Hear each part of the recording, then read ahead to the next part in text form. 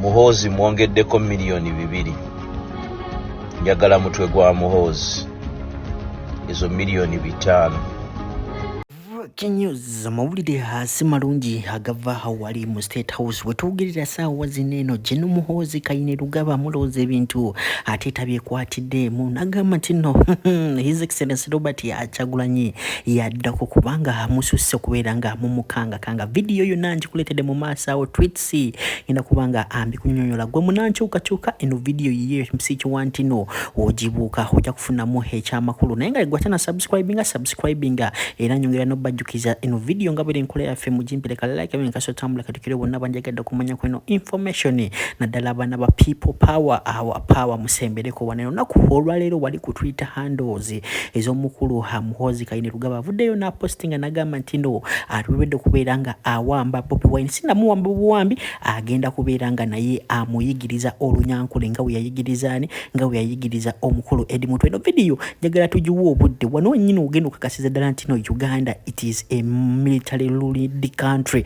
era eno video kikonfamingira wonti no bana basajja nabo ebaddala batya kubanga omukulu Suleiman kye yabakoze yabagambye ntino buli andeetera omutwe gwa Jeno ngenda kuba mu milioni 10 ate gwondeetera omutwe gwa Muhoozi ngenda kuwa millions 5 security kijamye okubanga nabo bajongeza mu kubaga nabo batya mujukire nabo bantu balina ki omusayi soka ulize eno video nga bagese okubeera nga banyonyola Bobi Wine biki ebyageze mu maaso nga bawamba anu omutwe ne information oba message gye bamuwadde bawereze His Excellency Robert Kyagulanyi.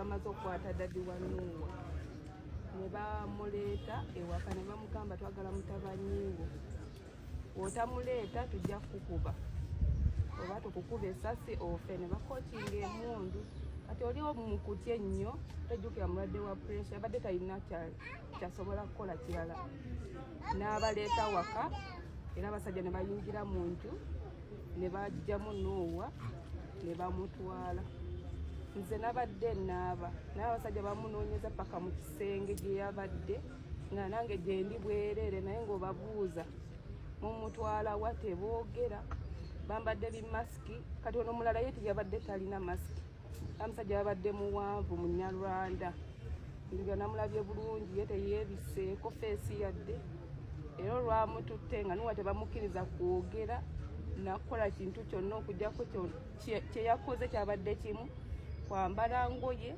nakumugamba tuba amasimu n'amasimu ne bagatwala naye n'afuluma okufuluma wabweru ndabe emmotoka emutwala tisi ndabe namba plate nga tekuli basajja teboogera bali annaala n'ensaba ekikwatako mutuyambe kuba kisusse nuwa mutwe okuwagira si musango n'okwogera amazima kuba talina gwavuma ayogera mazima era mmanyi kirabika mazima kuba Uganda weyogere mazima kirabika musango tebagaggalira ddala bebeera kirabika kye Muhoozi ne Museveni be balina Nuwa ku byayogera kuba amazima bwe tebagaagala n'ekirala neebaza mwenna abali mu kunwanirira era abali kubanja Nuwa mbebaliza ddala mbasaba temukomaawo era mbasaba mugende ddala mu maaso bano abaana bali wano sirina kyakubawa baana basoma sirina kyakubawa sirina wakutandikira naye buli kimu bakitutte sirina nawe nsobola mufunira yadde omulundi n'ogumu bano abaana basaba ebyokulya sirina nawe nsobola tandikira nti oba kino sirina yansaba balina obuyambi basobola okunyamba naye sirina mu kuwamba abantu kuli mugenda maaso nga kukulemberwa amagye g'eggwanga ng'era omukulu akulira okuwamba abantu ye mutabani wa Museveni Muhoozi Kainerugaba. Okuwamba abantu kati enkola ya gavumenti ya Uganda era wamulabye jjo ng'agamba nti nze nzirako okuwambibwa n'okutulugunyizibwa n'okunjigiriza olunyankole ku mpaka. Njagala bakakasa nti tebagenda tutiisatiisa tetutidde tugenda kwerwanako mu ngeri yonna yonna ey'amateeka. twamaze dda okupetitioninga buli kitongole kyonna wano mu Uganda n'okwetoola ensi yonna n'ate tukunga ne bannayuganda bonna beerwaneko mu ngeri yonna yonna esoboka. Ebikolwa nga bino ebyokuwamba abantu, ebyokutemula abantu byatwala Museveni ne banne mu nsiko ne bakwata emmundu ne bagenda ne beerwanako. Saagala balowoozi nti be baasembayo okubeera abavubuka. Tuli non-violent naye tetugenda kusirika, tetugenda kutuula bino bituukeko nga twebase. Nedda tugenda kwerwanako mu ngeri yonna yonna esoboka.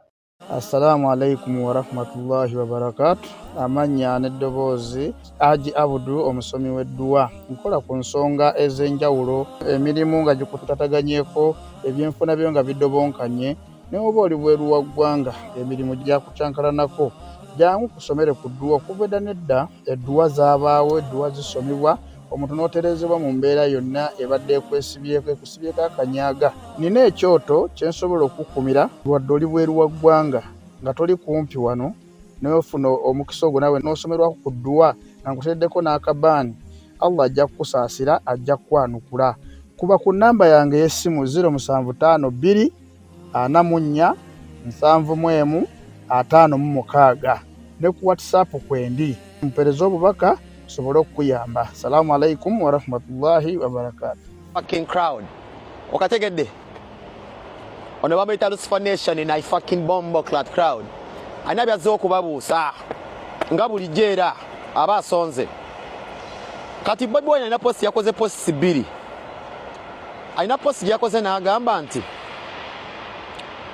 yapostinga ku X ye. N'agenda bagamba nti yawaayo okusaba kuba yawandiika ebbaluwa babe nga bata edi mutwe. Ebbaluwa eyo neetuuka ku mukulu gwali gukikwatako. So omukulu ono ebbaluwa eyo yamutuukako ne n'agiddamu bulala. Bwe ngamba omukulu ntegeeza ani?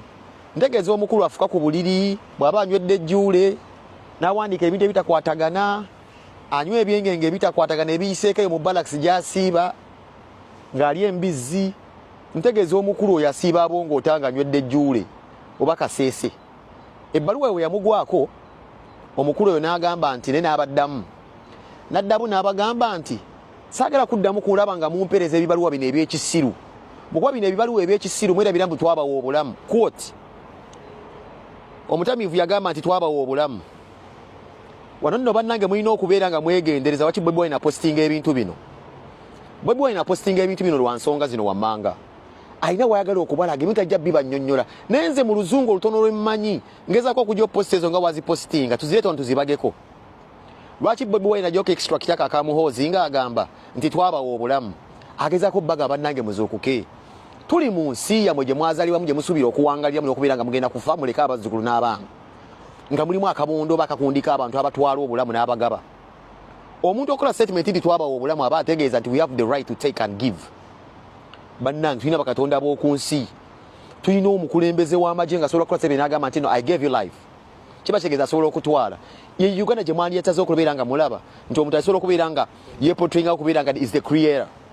Ekintu ekyo kikyamu nnyo ddala era kikyamu tukivumirira. Y'ensonga ki Bobi Wine agezaako n'abagamba bannange zipate muzibeeremu. Ebikujjuko mubigendemu. Mwogere ku ba socialite nga tuboogerako John Aruli. Naye temwerabira ensonga ssemasonga ze zino. Nze nnyumirwa nnyo nga video zange zino zensinza okusanga ku TikTok okusingiza Taxini Maxad. Lwaki? Nti Cowboy bambi alina ango gy'ayagala obbateekamu. Omukulembeze waffe alina ango gy'ayagala okubeera nga abagamba naye temwagala kulabayo. Agezaako bagamba nti bannange tuli mu buwambi n'abantu muli mu bbiya. Bannange muzuukuke abasajja bo ba drafting ensi eno nga buli muntu bamulaba basobola okumuwa obulamu basobola obbumuggyako. Kitegeeza ne Katonda gw'osinza ayinza okuba asukkulumye naye bo bamanyi taliyo be bakatonda. So Bobi Wine kyagala bategeeza ensonga ki ejjayo posti eyo n'abalaga nti omusajja abagambye twabawa obulamu. Posti endala gye yakoze Bobi Wine yeriwa.